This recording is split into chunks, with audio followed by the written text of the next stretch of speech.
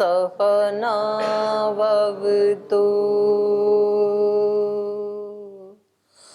सहनौ भुनक्तु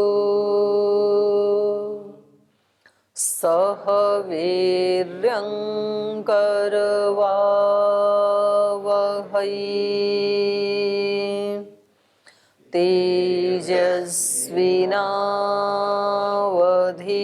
तेजस्विनावधीतमस्तु मा विद्विषावहै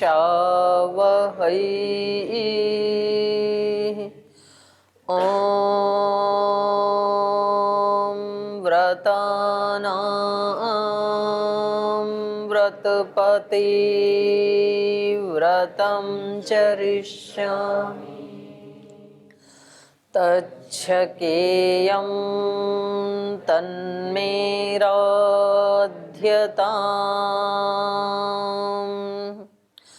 इदमहमनृतात् सत्यमुपैमि ॐ शान्ति शान्ति शान्तिः।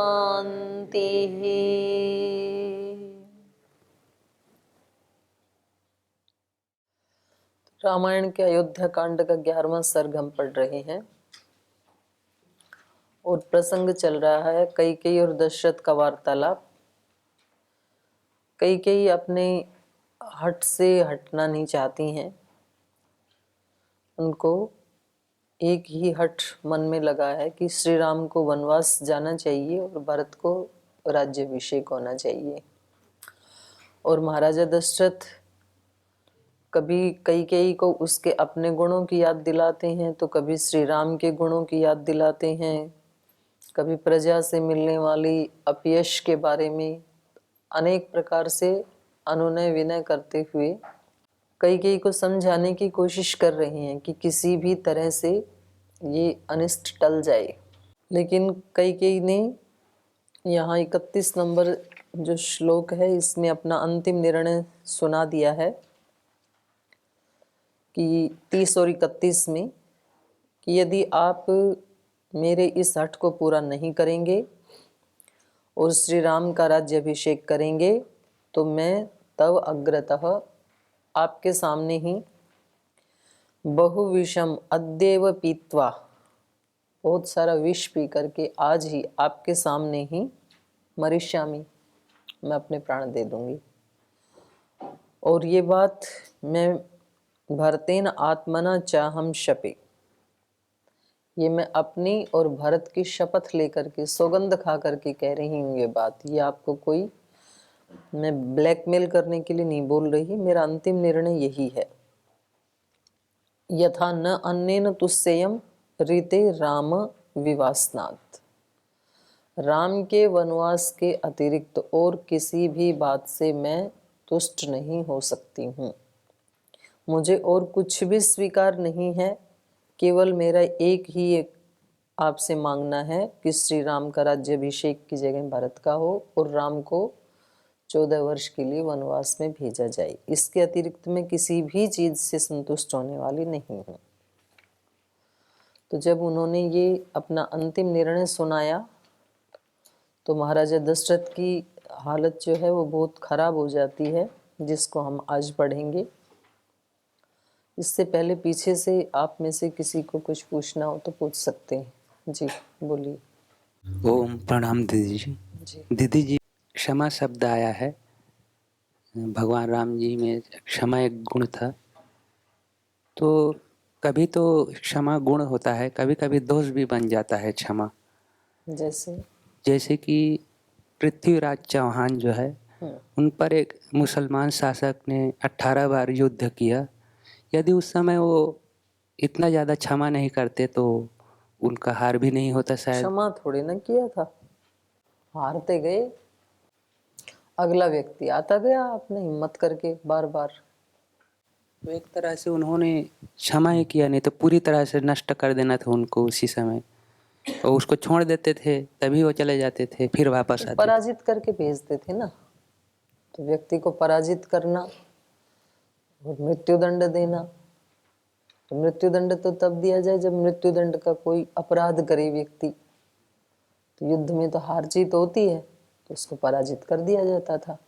तो बस युद्ध में तो विजय प्राप्त करना ही होता है ना। जैसे कोई खिलाड़ी खेल खेलते हैं तो मारने का अधिकार तो नहीं है दूसरे को, उस व्यक्ति को जीतने का अधिकार तो आपको है कि आप उसको पराजित कर दें। और आप यूं कहो कि ये तो 2-3 साल से फिर आ जा रहा है मेरे साथ ही खेलने के लिए, तो अब की बार इसको मृत्युदंड ही दे देता हूँ, तो ये तो ठीक नहीं है। तो लेकिन वो खेल नहीं था ना वहाँ खेल पर। वो भी एक, उसका भी विधान यही है युद्ध का भी। युद्ध में जय पराजय तो होती है। मृत्युदंड तो तब दिया जाएगा जब मृत्युदंड वाला कोई अपराध कर रहा है। भाई इस अपराध का दंड तो मौत ही हो सकती है, उससे नीचे नहीं। वरना युद्ध में भी जय पराजय ही होती है। क्योंकि उसका बहुत भयंकर परिणाम हुआ, इसलिए ऐसा कह रहे हैं कि उसका परिणाम जो है इतना भयंकर हुआ कि सारे मुसलमान शासक जो है इस तरह से भारत में नहीं, जो पर क्षमा किया नहीं ना, वो तो पराजित करके ही तो भेज रहे थे ना। मुझे ऐसा लगता क्षमा तो ये होता है भाई युद्ध ही ना करे आदमी, चलो हमने क्षमा किया, वो होता है क्षमा करना। तो अब वो तो अगला व्यक्ति बार बार तैयारी करके आ रहा है, तो ये तो मतलब उसकी, मुझे ऐसा लगता है कि उन्होंने दया उदारता ज़्यादा रख दिया। इससे क्या है पूरे देश को उसका नुकसान भुगतना पड़ा। और इसी तरह से हम सोमनाथ मंदिर पर भी देखते हैं मुसलमान शासकों ने वहाँ जो अत्याचार किया। तो ये जो हमारे आध्यात्मिक जो व्यक्ति हैं इनमें ज़्यादा उन्होंने भी क्षमा नहीं किया। उन्होंने कहा कि भगवान शिव करेंगे जो भी करना है। क्षमा एक बिल्कुल अलग चीज है, आप मतलब उसको ठीक से समझ नहीं रहे हैं। या तो उन्होंने श्रद्धा के अतिरेक में हो आकर के ये अपराध किया। सोमनाथ मंदिर में जो थे उन्होंने कोई क्षमा नहीं किया कि चलो भाई इनको क्षमा कर देते हैं, बेचारे आए हैं लूटने, ऐसे नहीं किया उन्होंने। उनको तो ये विश्वास था कि भगवान शिव इनको दंड दे देंगे। तो वो मतलब अपनी कायरता को छिपाने के लिए युद्ध कर ही नहीं रहे हैं। वो तो जो आदमी युद्ध, क्षमा हमेशा बलवान व्यक्ति का गुण होता है, कायर व्यक्ति का गुण नहीं होता है क्षमा। तो जो युद्ध कर ही नहीं रहा है तो उस व्यक्ति को आप क्षमावान कैसे बोलेंगे? तो युद्ध जो है दो तरह से होता है ना, एक तो होता है बाहरी युद्ध, एक अंदर वहां से तो बाहरी युद्ध की ही जरूरत थी जब बाहर के लुटेरे आए थे। तो जो व्यक्ति लड़ाई कर ही नहीं रहा शत्रु के सामने, उसको आप कैसे क्षमा कहोगे? क्षमा तो वो होता है कि भाई वो एक व्यक्ति बलवान है और फिर वो दूसरे व्यक्ति को दंड देने की बजाय दंड नहीं दे रहा है, और उसके दंड न देने से उस व्यक्ति में कोई परिवर्तन आने की संभावना है। मतलब शब्दों को ठीक स्थान के ऊपर लगाना चाहिए। एक और उदाहरण आता है दीदी, किसी भी उदाहरण को लेकर के आप क्षमा को गलत साबित ना करें। क्षमा एक बहुत बड़ा गुण है, वहाँ सहनशीलता एक बहुत बड़ा गुण है, और हम ईश्वर से प्रार्थना करते हैं सहोसी सहो मई देही। अब किसी भी व्यक्ति का उदाहरण उठा करके आप क्षमा को गलत साबित करने लगें तो ये ठीक नहीं है। हम किसी व्यक्ति के जीवन के प्रसंगों की बात करेंगे तब हम उसकी चर्चा करेंगे कि भाई उस व्यक्ति ने उस समय क्या निर्णय लिया, वो एक अलग विषय हो गया। आपने प्रश्न उठाया क्षमा के ऊपर, तो क्षमा तो हमेशा सद्गुण ही होता है, कभी भी दुर्गुण नहीं होता है क्षमा। वो तो है ठीक है। बस इतनी बात है। लेकिन मैं ये बात है दीदी जी कि हम ये जो धर्म की जो जितने भी अच्छे अच्छे गुण हैं इसके बारे में लोगों को परिभाषा ही पता नहीं है कि तो ये इसकी तो जो जानने वाले हैं उसका दोष है ना। यदि हम परिभाषा ठीक नहीं जानते हैं तो हमारा दोष है, न कि परिभाषाओं का। किसी शब्द का हम ठीक अर्थ नहीं जानते तो हमारा दोष है। और स्पष्ट लिखा भी नहीं रहता है ना कि इसकी सीमा कहाँ तक है। जैसे कि किसी का काफी लिखा हुआ है, जितना अधिक लिखा जा सकता है उतना पूरा लिखा हुआ है। इसलिए ब्लेम लिखने वालों पे मत करो। नहीं, ब्लेम नहीं कर रहा हूँ, ये ब्लेम ही होता है कि स्पष्ट लिखा ही नहीं है। मैं तो समझ नहीं कुछ पाते हैं। जितना है उससे कुछ ज्यादा ही लिखा है, जैसे और सामान्य जितना आदमी, लिखा है उतना जिएंगे तो हमें उसके पूरे पूरे अर्थ हमारे सामने स्पष्ट हो जाते हैं। हम जीते नहीं हैं, केवल बातें करते हैं। बातों में कभी भी सत्य मिलता नहीं है। जैसे कि मैं उसका उदाहरण ले रहा था दीदी जी। एक तो भगवान कृष्ण जी हैं, कोई एक हैं जो उनको 100 बार गाली देते हैं, उसके पास उनको धन देते हैं वो शिशुपाल। और एक तरफ हम पृथ्वीराज चौहान जी के देखते हैं, तो दोनों में बहुत अंतर है। दोनों में क्षमा गुण था, लेकिन दोनों में बहुत अंतर है, ऐसा लगता है। ऐसा क्षमा तो भाई, हम किसी के जीवन की घटनाओं को लेकर के यहाँ चर्चा करने में समय खराब क्यों करें? हमें समझना है ना दीदी जी। अपने से समझें। अपने क्या आपने अपने जीवन में कभी आज तक कोई भूल नहीं की? लेकिन कहाँ उनको लेकर के हम चर्चा करेंगे तो ज्यादा लाभ होगा। इतिहास की घटनाएं, कभी कोई प्रसंग हो तो ठीक है, उन पे भी चर्चा हो सकती है, पर किसी एक व्यक्ति विशेष को पकड़ करके उसके ऊपर ज्यादा टाइम नहीं लगाना चाहिए। ठीक है, उनसे हमें सीखना चाहिए। जिस व्यक्ति ने बहुत अच्छे कार्य किए इतिहास में, उनसे प्रेरणा लें। किसी व्यक्ति ने भूल की, वो हम ना करें, बात खत्म हो जाती है वहीं पर ही। अब मान लो आप बहुत जोर लगा करके पृथ्वीराज चौहान को गलत साबित कर देंगे, उससे आपको क्या फायदा होगा? गलत साबित करना नहीं है, हम समझना चाह रहे हैं कि आखिर उन्होंने आप तो समझे हुए हो, इसीलिए तो इतना जोर लगा रहे हो। नहीं समझ पाया। आप तो यही समझ पाए हो कि भाई वो व्यक्ति बिल्कुल गलत था। ठीक है, आप ऐसा ना करें। मेरा तात्पर्य वो नहीं था, मुझे ये समझना आप मतलब मेरे से स्टैंप लगवाना चाह रहे हैं कि जो मैं सोच रहा हूँ वही आप भी सोचो और वैसा ही बोलो, तो मेरा अहंकार तुष्ट हो जाएगा। ऐसा नहीं, हम कंफ्यूजन हो जाते हैं, हम कई चीज़ों को नहीं, देखते आप हैं ना। कतई कंफ्यूजन में नहीं हो। आप कंफ्यूजन में होते यदि तो मेरे एक बार बताते, मान लेते आप। आपका मन एकदम आग्रही है तो आप अपने उसको जियो, अच्छी बात है। अगर आपको ये लग रहा है भाई उस व्यक्ति ने ये भूल की, आपका माइंड आपको ये बता रहा है, तो अच्छी बात है, आप ऐसा कभी ना करें। कभी ऐसा अवसर आए कि भाई एक व्यक्ति को बार बार क्षमा करना पड़े, आप मत करें। आप एक बार करें, अगली बार उसको काट दें, उसकी गर्दन हटा उड़ा दें, तो फिर दोबारा ऐसा प्रसंग नहीं आएगा। देखो, हम बिल्कुल वही करते हैं अपने जीवन में जो हम समझते हैं। शास्त्र तो सबके लिए एक ही तरह की बात बोलता है, रामायण एक ही है सबके लिए। लेकिन रामायण से एक दिन मैंने पूछा भी था आप सभी से, एक एक से, कि आपने रामायण से क्या सीखा, तो सबका उत्तर अलग अलग था कि नहीं था?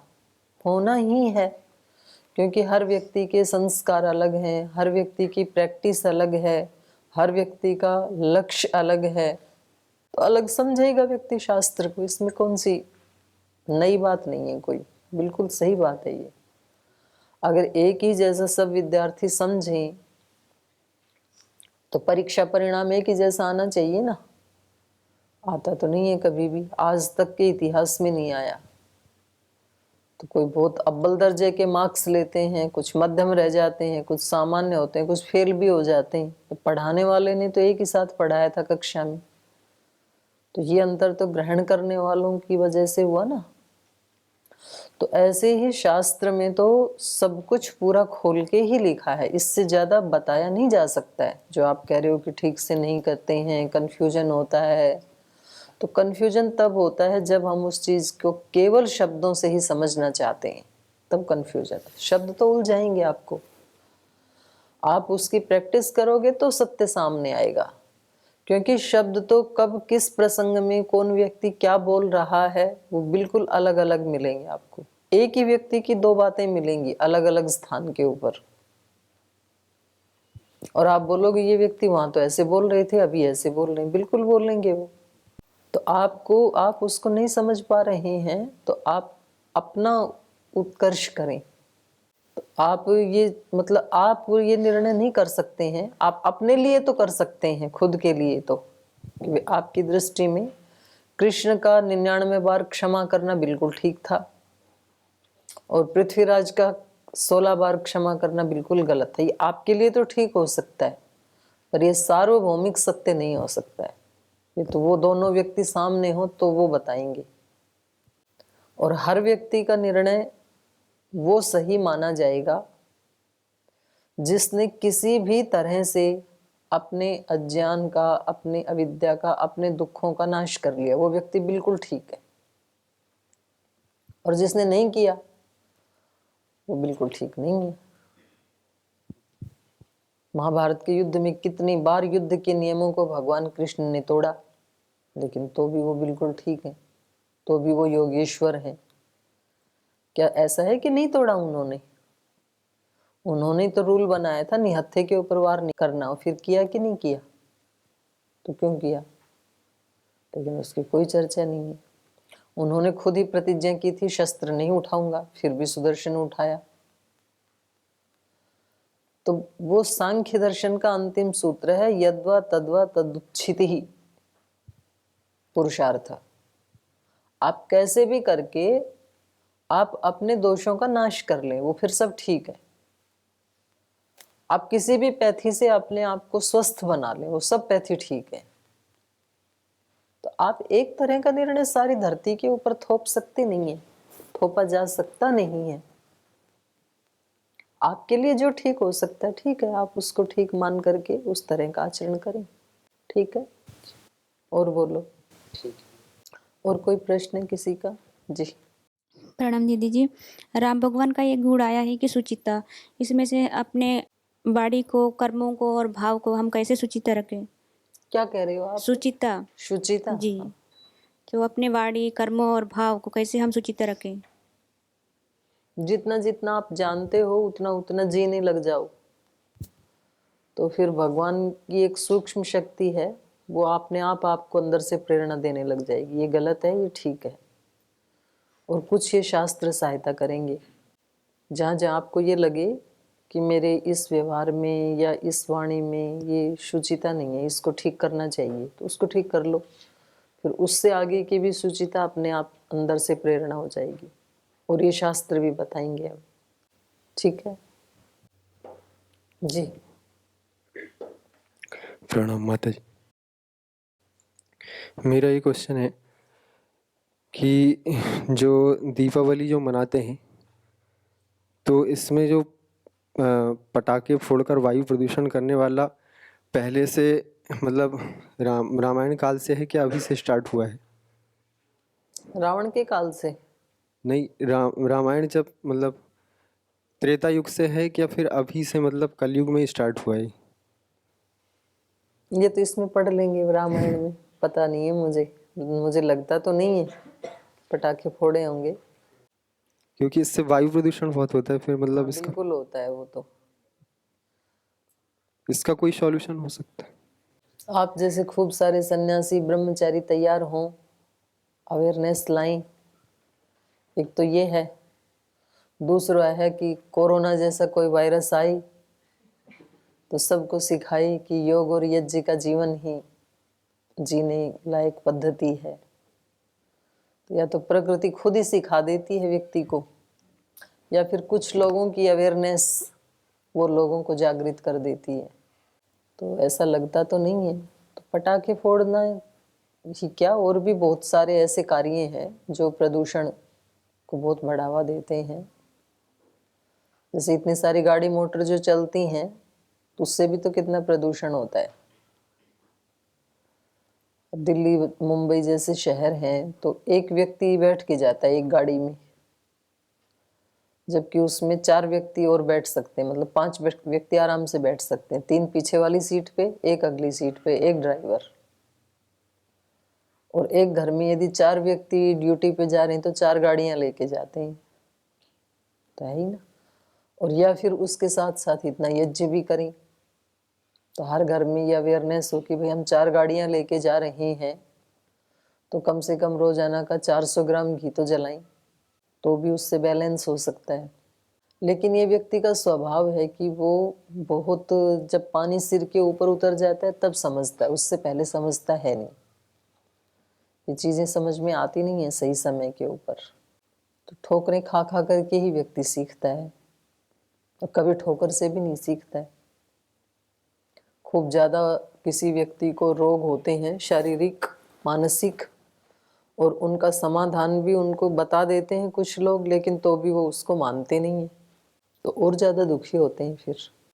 तो पोल्यूशन तो सभी प्रकार का ही बुरा है, चाहे वो इन्वायरमेंट को लेकर के है, चाहे वो विचारों का पोल्यूशन है, चाहे भावों का पोल्यूशन है, वो उससे भी ज़्यादा खतरनाक है। विचारों का, भावों का बहुत ज़्यादा सारा दूषित हो ही रखा है ना इन्वायरमेंट। किसी भी व्यक्ति को अंदर से व्यक्ति इतना ज़्यादा विषाक्त हो चुका है कि थोड़ा सा भी उस व्यक्ति के ऊपर थोड़ा प्रेशर डाला जाए मेंटली, कुछ भी थोड़ा सा किसी को कुछ कह दें, तो बस फिर वो व्यक्ति ना तो खुद को संभाल पाता है ना उस सिचुएशन को संभाल पाता, मतलब तैयार ही बैठा है परेशान होने के लिए और दूसरे को परेशान करने के लिए। तो ये पोल्यूशन का ही प्रभाव है। अगर अच्छा वो वायुमंडल होता वैचारिक और भावनात्मक, तो फिर इतनी छोटी सी बात से वो व्यक्ति इतना ज़्यादा तो परेशान नहीं होता। तो उसमें सामर्थ्य नहीं थी ना। जितना ज़्यादा पोल्यूशन होगा उतना ही जल्दी व्यक्ति बीमार होगा ना, और जितना शुद्ध वायुमंडल होगा तो उतनी उसकी इम्यूनिटी स्ट्रांग होगी, तो छोटी मोटी चीज को झेल जाएगा। तो अब आपने पूछा इसका उपाय क्या है। उपाय की शुरुआत होती है अपने आप से। हम क्या कर सकते हैं इसके लिए, ये उपाय है। हर व्यक्ति ये बात सोचे कि इस इतने विषाक्त वायुमंडल को शुद्ध करने के लिए मैं क्या कर सकता हूँ। तो हम उसके लिए जो भी कर सकते हैं, हम यज्ञ कर सकते हैं तो यज्ञ करें, वृक्ष लगा सकते हैं तो कोई वृक्ष लगा के उसको जल आदि से सींचें। हम कोई ऐसे साधनों का प्रयोग करते हैं जिससे वायुमंडल में प्रदूषण फैलता है, उसको हम प्रयोग करना बंद कर दें, या नितांत बंद नहीं किया जा सकता है तो उसको थोड़ा कम कर दें। ऐसे ही वैचारिक दृष्टि से पोल्यूशन है तो हम अपने विचार को संभाल लें। भावनात्मक दृष्टि से पोल्यूशन है तो अपने भाव को संभाल लें। अपने से करें शुरुआत, क्योंकि हम यूनिवर्स का एक छोटा सा टुकड़ा है। तो इतने अपने अपने वाले को ठीक किया तो कम से कम यूनिवर्स का इतना सा हिस्सा तो हमने शुद्ध कर ही दिया ना। और हमें देख करके हो सकता है 5-10 लोग और करेंगे तो फिर इतना सा शुद्ध होगा। और दीप से दीप जलता है, आपके इस छोटे से टुकड़े को देख करके हो सकता है कोई पड़ोसी गांव वाला या पड़ोसी संस्थान वाला भी प्रेरणा ले ले, तो फिर इतना शुद्ध हो जाएगा। ऐसे फैलती हैं चीजें। श्रद्धेय स्वामी जी महाराज ने, एक व्यक्ति ने योग और योग की महिमा उसको प्रतिष्ठापित किया तो अभी लाखों लोगों ने, करोड़ों लोगों ने प्रेरणा ले ली। तो वो कुछ ने तो ज्यों की त्यों उसको अडॉप्ट कर लिया योग और यज्ञ को, कुछ ने थोड़े से परिवर्तन के साथ कर लिया, लेकिन शुरू सबने कर दिया। तो जैसे दिवाली में एक दीप से दूसरा दीप जलता है, जलाते हैं, ऐसे ही अच्छाई और बुराई भी एक दूसरे से पकड़ पकड़ के ऐसे फैल जाती हैं। अब ये जो पटाखा फोड़ने का आपने पूछा, तो ये सब लोग नहीं ऐसे चलाते थे। किसी एक व्यक्ति के दिमाग में खुरापात सूझा होगा, उसने ऐसा किया, उसको देख करके किसी दूसरे ने किया होगा, फिर 2 को देख करके 4 ने किया होगा। ये तो हमने भी देखा 50 साल पहले गांव में, वो छोटी सी वो आती थी टिकड़ी, उसको पत्थर पे रख के दूसरे पत्थर से मारते थे, थोड़ा सा पोल्यूशन होता था और धमाका पूरा हो जाता था। या पटाखे लाते थे तो 5-10 रुपए के लाते थे बस, और उसके लिए शर्त ये होती थी कि 10 या मैक्सिमम 12 बजे से पहले जो चलाना है चला ले, उसके बाद कोई पटाखा नहीं चलाएगा दिवाली को। अभी तो 3-4 दिन पहले शुरू हो जाता है, 5-4 दिन बाद तक चलता रहता है, कुछ 8 दिन पहले भी शुरू कर देते हैं, कुछ दशहरा के बाद ही शुरू कर देते हैं। तो ये बुराई एक व्यक्ति ने की होगी, फिर दूसरे में आई, तीसरे में आई। शराब किसी एक व्यक्ति ने पी होगी पहले, उसको देख के दूसरा, तीसरा, चौथा, बीड़ी सिगरेट एक दो व्यक्ति ने पी होगी, देख देख के सब पीने लग गए। तलाक जैसा शब्द हिंदू धर्म में था नहीं कभी भी, कभी कहीं और उसे अडॉप्ट करके एक व्यक्ति ने ऐसे किया होगा। आज कितने ज्यादा केस हो गए। तो ये ऐसे फैल जाती हैं बुराइयां। जो चीज समाज में एक दो व्यक्ति में आती है और वो स्ट्रोंग होनी चाहिए, तीव्र संवेगानाम आसन्न, ऐसे योग को पूरी सशक्ति के साथ एक व्यक्ति ने रखा तो अब वो सब लोगों ने अडॉप्ट कर लिया उसको। जैसे महाराज जी ने 2005 में 1000 लोगों को बुलाया था पूरे देश से, और उन 1000 में भी लगभग 800 के करीब, 800 या 900 के करीब लोग आए थे। दक्षिण भारत से तो कोई भी आया था नहीं उस समय। और फिर महाराज जी ने उन 800-900 लोगों को कहा कि तुम जा करके शिविर लगाओ, लोगों को बताओ योग। मैं भी थी उसमें, तो उससे पहले तो मैं यहीं रहती थी, लेकिन उसमें मेरे को भी कहा कि आप भी बाहर जा करके सिखाओ। तो मुझे लगता था कि मैं सुनेगा कौन इस बात को, क्योंकि हमने ही नहीं सुनी आपसे ये बात। तो चलो हमने तो सुन ली, क्योंकि हमें तो इसी रास्ते पे चलना है। और दूसरे लोग हमारी बात कैसे सुनेंगे? गांव के लोग कैसे सुनेंगे? उनके पास कहाँ टाइम होगा योग करने का। लेकिन फिर भी आदेश था, इतने लोगों ने प्रयास किया और वो सुन लिया लोगों ने, सचमुच ही सुन लिया। मैंने तो पहला ही शिविर लगाया तो 500 लोग आ गए। मुझे भी आश्चर्य हो रहा था कि आ कैसे गए ये। आशा तो नहीं थी 5 लोगों के भी आने की, 2005 की बात है। तो क्योंकि एक व्यक्ति का संकल्प बहुत तीव्र था और सत्य से युक्त था, तो फिर वो प्रभाव करता है। तो समाधान एक ही है कि हम अपनी तरफ से अपने संकल्पों को अत्यंत शक्तिशाली बना करके उसकी शुरुआत कर दें, तो परिणाम आएगा, जरूर आएगा।